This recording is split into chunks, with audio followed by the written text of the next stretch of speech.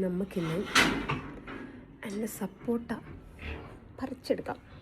Okay, അത് അതിൻ്റെ മേലെ തന്നെ വഴുക്കുമെന്ന് വിചാരിച്ച് വെച്ചിട്ട് നോക്കുമ്പോൾ മിക്കവാറും അത് പുഴുക്കാനാണ് സാധ്യത. ഇമ്പോർട്ടൻ്റ് ആയിട്ടുള്ള കുറച്ച് കാര്യങ്ങൾ പറഞ്ഞു തരട്ടെ. അതായത് നമ്മളെ ലൈഫിൽ ഏത് വ്യക്തിയുടെ ലൈഫിലായാലും 3 ടൈപ്പ് ഓഫ് ആൾക്കാരുണ്ടാവും.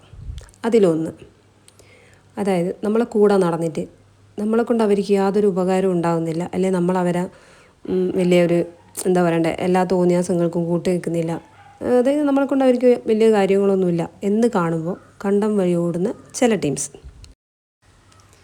രണ്ടാമത്തത്, ആവശ്യങ്ങൾക്ക് വേണ്ടി മാത്രം നമ്മളെടുത്ത് വന്നിട്ട് നമ്മളെ കൊണ്ടുള്ള ആവശ്യങ്ങൾ എന്താണോ അത് കഴിഞ്ഞ് കഴിഞ്ഞാൽ പിന്നെ നമ്മൾ 7 അയൽവക്കത്ത് പോലും കണ്ട ഭാവം നടിക്കാണ്ട്, അതായത് നമ്മൾ വെറും വേസ്റ്റ്, നമ്മൾ അവരുടെ ചതിയിൽ പോയി പെട്ട് നമ്മൾ അവർക്ക് വേണ്ടുന്നതെല്ലാം ചെയ്ത് കൊടുത്ത് അവരെ കാര്യങ്ങളെല്ലാം കഴിഞ്ഞ് കഴിഞ്ഞാൽ നമ്മളെ പിന്നെ മൈൻഡ് ചെയ്യാണ്ടിരിക്കുക, അവരവരെ വഴിക്ക് പോവുക. അതായത് ആവശ്യങ്ങൾക്ക് വേണ്ടി മാത്രം നമ്മളെ വന്ന് ചൂസ് ചെയ്യുന്ന കുറച്ച് ആൾക്കാർ.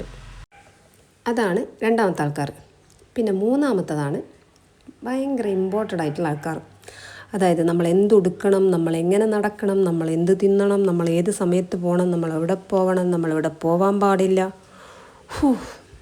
അങ്ങനെയുള്ള ചില ടീംസ്. അത് ഒരു 75% നമ്മളെ ഫാമിലിയിൽ തന്നെ ഉണ്ടാകും. ഫാമിലി എന്ന് പറയുമ്പോൾ അടുത്ത ഫാമിലി ഒന്നുമില്ല, കുറച്ച് ദൂരോട്ടുള്ള ഫാമിലി. എന്നാൽ നമ്മളോട് എന്തെങ്കിലും പറയുമോ? ഇല്ല. നമ്മളെ കുറ്റങ്ങൾ നമ്മൾ കേൾക്കാണ്ട് മാറി നിന്ന് നമ്മളെ ഇങ്ങനെ ചോര കുടിച്ച് നിൽക്കുന്ന കുറച്ച് ടീംസ്. അപ്പോൾ നമ്മളെന്ത് വേണം? ഇതിന്നെല്ലാം അങ്ങോട്ട് വിട്ട് നിൽക്കുക. ഈ പറഞ്ഞ 3 ടൈപ്പ് ഓഫ് ആൾക്കാരുടെ ഇടയിൽ പോയിട്ട് പെടാണ്ടിരിക്കുക. ഒരിക്കൽ നമുക്ക് കിട്ടിക്കഴിഞ്ഞാൽ, അതായത് അവരുടെ അടുത്ത് നിന്ന് നമുക്ക് ഒരിക്കൽ നല്ല അടി കിട്ടിക്കഴിഞ്ഞാൽ പിന്നെ നമ്മൾ ഒരു ഡിസ്റ്റൻസ് ഇട്ടിട്ട് അങ്ങനത്തെ ആൾക്കാരുടെ അടുത്ത് നിൽക്കാൻ പാടുള്ളൂ. അതായത് അവരെ കാര്യങ്ങളൊന്നും ഇടപെടാണ്ടിരിക്കുക, ഒരു കാര്യത്തിനും പോകാണ്ടിരിക്കുക, അവരെ ചതിയിൽ വീണ്ടും പോയി പെടാണ്ടിരിക്കുക. നമ്മളെ കുറ്റം പറയുന്നവരെ മനസ്സിലാക്കി കഴിഞ്ഞ് കഴിഞ്ഞാൽ അവരോട് എന്ത് പറയണം, എങ്ങനെ പറയണം എന്നുള്ളത് നമ്മൾ തീരുമാനിക്കുക. ഒരു ഡിസ്റ്റൻസ് ഇട്ടിട്ട് നമ്മൾ അവരെ കീപ്പ് ചെയ്യാം. ഇല്ലെങ്കിൽ നമുക്ക് വീണ്ടും വീണ്ടും പണികൾ കിട്ടിക്കൊണ്ടേയിരിക്കും, നമ്മളിങ്ങനെ വിഡ്ഢികളായിക്കൊണ്ടേയിരിക്കും.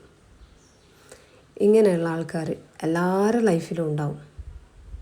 നമുക്ക് പണി കിട്ടി, നമുക്ക് ശരിക്കും മനസ്സിലായി കഴിഞ്ഞാൽ നമുക്കൊരിക്കലും ഒരാളെ പ്രെഡിക്റ്റ് ചെയ്യാൻ പറ്റില്ല. ഇയാൾ ഇന്നതാണ് അല്ലെങ്കിൽ ഇയാൾ ഇങ്ങനെയാണ്, നമുക്കൊരിക്കലും അവരെ മുഖം നോക്കിയിട്ടൊന്നും പണ്ട് കൈനോട്ടക്കാർ പറയുന്ന പോലെ നമുക്ക് പറയാൻ പറ്റില്ല. നമ്മളെ കൂടെ യാത്ര ചെയ്യുമ്പോൾ, നമ്മളെ ജീവിതത്തിൽ നിന്ന് അവർ നമ്മളെ മുന്നോട്ട് നമ്മളെ കൂടെ തന്നെ നടന്നുകൊണ്ടിരിക്കുമ്പോൾ ഓരോരുത്തരെയും ക്യാരക്ടർ നമുക്ക് മനസ്സിലാക്കാൻ പറ്റുക. മനസ്സിലാക്കി കഴിഞ്ഞാൽ വീണ്ടും ചതിയിൽ പെടാണ്ടിരിക്കുക. ഓക്കെ.